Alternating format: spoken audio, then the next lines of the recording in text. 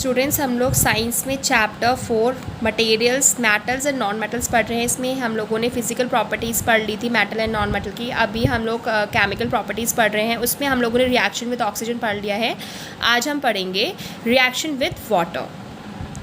Let's us see how metals and non metals react with water. अब हम देखेंगे जो मेटल्स हैं नॉन मेटल्स है, अगर हम इनको पानी से रिएक्ट करवाते तो क्या करते हैं। Sodium metal is very reactive. जो सोडियम मेटल होता है वो बहुत ही ज़्यादा रिएक्टिव होता है। It reacts vigorously with oxygen and water. जो सोडियम होता है बहुत जल्दी रिएक्ट कर जाता है हमारे ऑक्सीजन और वाटर के कॉन्टैक्ट में आते ही। A lot of heat is generated in the reaction. अगर सोडियम ऑक्सीजन और वाटर की कंपेयर में आता है या फिर कह सकते हो साथ में आ जाता है या फिर मिल जाता है गलती से, तो बहुत ज़्यादा क्या होती है, हीट जनरेट होती है, रिएक्शंस होते हैं बहुत ज़्यादा। It is therefore stored in kerosene. इसीलिए जो सोडियम होता है उसको किस में स्टोर किया जाता है, कैरोसिन में रखा जाता है। कभी पानी में या फिर ऑक्सीजन के कॉन्टैक्ट में नहीं आने दिया जाए, उसे किस में रखा जाता है, कैरोसिन में। ठीक है। Activity 4.5, take a 250 ml beaker glass tumbler, fill half of it with water।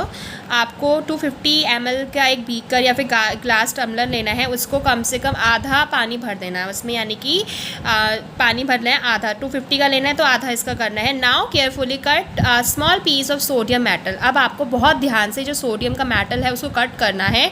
Dry it using filter paper and wrap it in a small piece of cotton. अब आपको पता है कैरोसिन को तो कैरोसिन में रखा जाता है सोडियम को, इसीलिए हम उसमें से निकालेंगे तो पहले तो उसे सुखाना है हमें फिल्टर पेपर का यूज़ करके उसे, या फिर हम कॉटन का पीस जो होता है उससे लेके उसको सुखा देंगे और कट करके फिर सुखा देना है। ठीक है। Put the sodium piece wrapped in cotton into the beaker। अब जो कॉटन के अंदर हमने रखा है सोडियम को सुखा रहे थे, उसी पीस को आपको किस में डाल देना है, बीकर के अंदर। बीकर के अंदर क्या है, आपका पानी है। ठीक है। Observe carefully. अब आपको ध्यान से देखना है। During observation keep away from the beaker. जब ऐसी रिएक्शंस होती हैं तो उनको हम लोगों को दूर से देखना चाहिए। When reaction stops touch the beaker. जैसे ही रिएक्शन जब रुक जाए तो अब आपको बीकर छू के देखना है। What do you feel, has the beaker become hot. क्या आपने महसूस किया जब आपने बीकर को छुआ होगा, तो हमने पहले पढ़ चुका है सोडियम जो पानी के साथ या फिर ऑक्सीजन के साथ जाता है तो बहुत ज़्यादा हीट प्रोड्यूस करता है। तो जब आपने बीकर को टच किया होगा तो बहुत ज़्यादा गर्म लगा होगा। Test the solution with red and blue litmus paper. It is the solution acidic और बेसिक। अब आपको क्या करना है, उस सॉल्यूशन को जो सिर्फ आपने सोडियम को पानी में मिलाया था उसके बाद जब हीट निकली तो अब आपको क्या करना है, लिटमस पेपर लेना है रेड एंड ब्लू और डिप करके देखना है उस सॉल्यूशन में, पानी के जो बीकर के अंदर की जो सॉल्यूशन है वो एसिडिक है कि बेसिक है। ठीक है। ये रिएक्शन हो रही है, जब रिएक्शन होगी तो हीट और लाइट दोनों ही निकलेंगी। ठीक है, सोडियम के साथ। You observe that sodium reacts vigorously with water. हमने देखा कि जो सोडियम है बहुत जल्दी क्या करता है, पानी के साथ रिएक्ट कर जाता है। Some other metals do not do so. और कुछ ऐसे मेटल्स, ज़्यादातर मेटल्स नहीं करते हैं ऐसा, पानी के साथ आप मिक्स करोगे तो ऐसा नहीं करते हैं। For example iron reacts with water slowly. लेकिन जो आयरन है, आप अगर पानी डलता रहेगा आयरन में तो वो बहुत धीरे रिएक्शन करती है, तब बाद में जाके उसके अंदर क्या आती है, रस्टिंग होती है, वो जंक आती है। लेकिन जो सोडियम है अगर आपने तुरंत उसके अंदर पानी के अंदर डाल दिया तो तुरंत उसके अंदर क्या होगा, रिएक्शन अपना शो करने लग जाएगा। Generally non metals do not react with water through they may be very reactive in air. जो नॉन मेटल्स होते हैं वो जल्दी पानी के साथ रिएक्ट नहीं करते, लेकिन वो एयर में बहुत ज़्यादा रिएक्टिव होते हैं। Such non metals are stored in water. जो नॉन मेटल्स पानी के साथ रिएक्ट नहीं करते हैं, हवा के कांटेक्ट में आके रिएक्ट करते हैं, तो उन नॉन मेटल्स को पानी के साथ रखा जाता है। ठीक है। हमें पता है सोडियम एक हमारा मेटल है जो पानी के कांटेक्ट में आते ही वो क्या करेगा, रिएक्शन शो करने लग जाता है, इसीलिए हमने उसको कैरोसिन में रखा। ठीक है। Phosphorus, for example phosphorus is a very reactive non metal. जो फॉस्फोरस है वो बहुत ही ज़्यादा रिएक्टिव नॉन मेटल है। जैसे हमारा सोडियम बहुत रिएक्टिव मेटल है, ऐसे ही फॉस्फोरस नॉन मेटल है जो बहुत ज़्यादा रिएक्टिव है।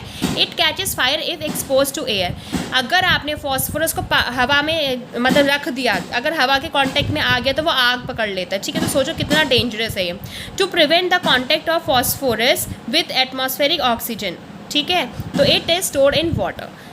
फॉस्फोरस को एटमॉस्फेरिक ऑक्सीजन जो हम लोग यूज़ करें, एटमॉस्फेयर में जो ऑक्सीजन है उसके कांटेक्ट में ना आने की वजह से ना आने दिया जाए, इसीलिए हम लोग उसे पानी में रखते हैं स्टोर करके, ठीक है। फॉस्फोरस के एक हमारा नॉन मेटल है जो बहुत ही जल्दी रिएक्ट कर जाता है अगर हवा के प्रेजेंस में आता है, इसीलिए हम इसे किस में रखते हैं, पानी में रखते हैं, ठीक है। कन्फ्यूज़ नहीं होना है। फॉस्फोरस एक हमारा नॉन मेटल है, बहुत जल्दी हवा में कांटेक्ट में आते ही रिएक्ट करने लग जाता है, इसीलिए हम इसे पानी में रखते हैं। लेकिन जो हमारा सोडियम है वो पानी के साथ बहुत जल्दी रिएक्ट करता है, और सोडियम हमारा मेटल है, इसीलिए हम उसको किस में रखते हैं, कैरोसिन में रखते हैं, ठीक है। Reactions with acid, let us see how metals and non metals behave with acids. अब हम देखेंगे कि जो मेटल्स और नॉन मेटल्स है वो एसिड के साथ कैसा बिहेव करते हैं। Activity 4.6, take samples of metals and non-metal listed in the table 4.5 in separate test tube and label them as A, B, C, D, E and F। जो table 4.5 में आपको with the help of a dropper add 5 ml of dilute hydrochloric acid HCl to each test tube 1 by 1। ये देखिए आपका table दे रखा है आपका 4.5, ठीक है। इसमें कुछ metals and non metals they रखे हैं। अब आपको ये करना है, इसको ए दे दिया नाम, इसको B, C, D and E, F, इन सबको क्या नाम दे दिया है, सीरीज़ में नाम दे दिया गया है। अब आपको ये करना है, एक ड्रॉपर लेना है, उससे हर एक मेटल और नॉन मेटल में क्या करना है, डाइल्यूट HCl हाइड्रोक्लोरिक एसिड मिलाते रहना है 1 by 1, ठीक है। पहले इसमें डालोगे 5 ml, फिर इसमें डालना है ऐसे, ठीक है। Observe the reactions carefully. If no reaction occurs in the cold solution, warm the test tube gently, bring a burning matchstick near the mouth of the test tube. अब आपको करना है, अब यहाँ पर जैसे पहले टेबल देखिए, पहले टेबल में क्या बना हुआ है हमारा, reaction with dilute hydrochloric acid, ठीक है। पहले तो हमने HCl का देखना है डाइल्यूट, और फिर reaction with dilute sulphuric acid, फिर सल्फ्यूरिक एसिड का देखना है। पहले तो रूम टेम्परेचर, जो रूम टेम्परेचर नॉर्मल जो टेम्परेचर है उसमें देखना है आपको। अगर डालोगे तो कोई रिएक्शन नहीं होती, तो उसमें क्या बोला है, हल्का सा गर्म करना है। तो आपको ये देखना है कि जब मैग्नीशियम रिवर में जो उसके अंदर हाइड्रोक्लोरिक एसिड डाला रूम टेम्परेचर में, तो क्या रिएक्शन हुई। अगर नहीं हुई तो उसे हल्का से थोड़ा गर्म करोगे, ठीक है। तो आपको देखना रिएक्शन हुई या नहीं हुई।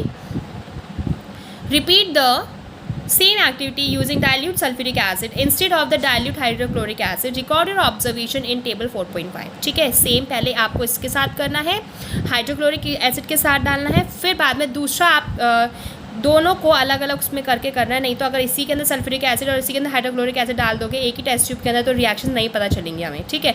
इसलिए करना है, मैग्नीशियम रिबन लिया, उसको थोड़ा सा आधा काट लो, आधे में हाइड्रोक्लोरिक एसिड डालो और आधे में सल्फ्यूरिक एसिड डालो, तो आपको पता चलेगा कि रिएक्शन कर रहे हैं कि नहीं कर रहे हैं। और जो रिएक्शन कर रहे हैं तो आपको इस टेबल में लिखना है।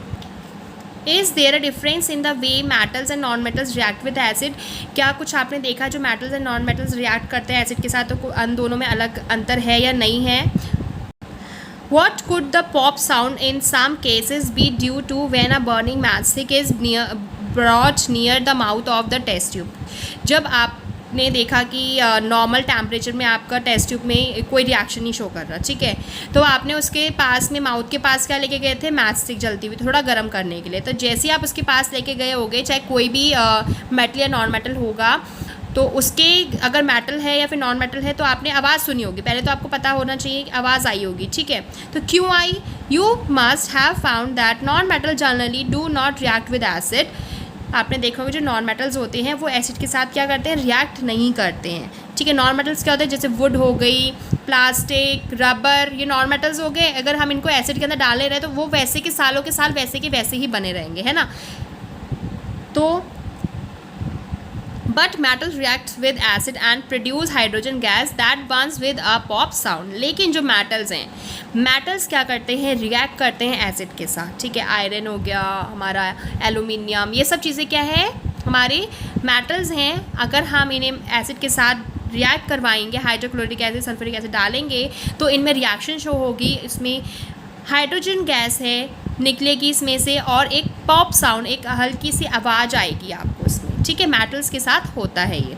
You must have notice that copper does not react with dilute hydrochloric acid even on heating, but it reacts with sulphuric acid. आपने देखा होगा, नोटिस किया होगा, जब आपने कॉपर के साथ रिएक्शन कराई, किसकी, डाइल्यूट HCl की डाला, तब उसमें कोई रिएक्शन नहीं कराया, ठीक है, हीटिंग पे भी उसने कोई रिएक्शन नहीं दिया। लेकिन जैसे ही आपने सल्फ्यूरिक एसिड डाला तो उसमें रिएक्शन हुआ होगा, ठीक है। तो उसमें यही बताया है जो एसिड्स होते हैं, जो मेटल्स होते हैं वो एसिड के साथ रिएक्ट करते हैं और वो हाइड्रोजन गैस देते हैं, बर्न होती है तब हाइड्रोजन गैस और पॉप साउंड देते हैं। जो नॉन मेटल्स होते हैं वो रिएक्ट नहीं करते हैं एसिड्स के साथ।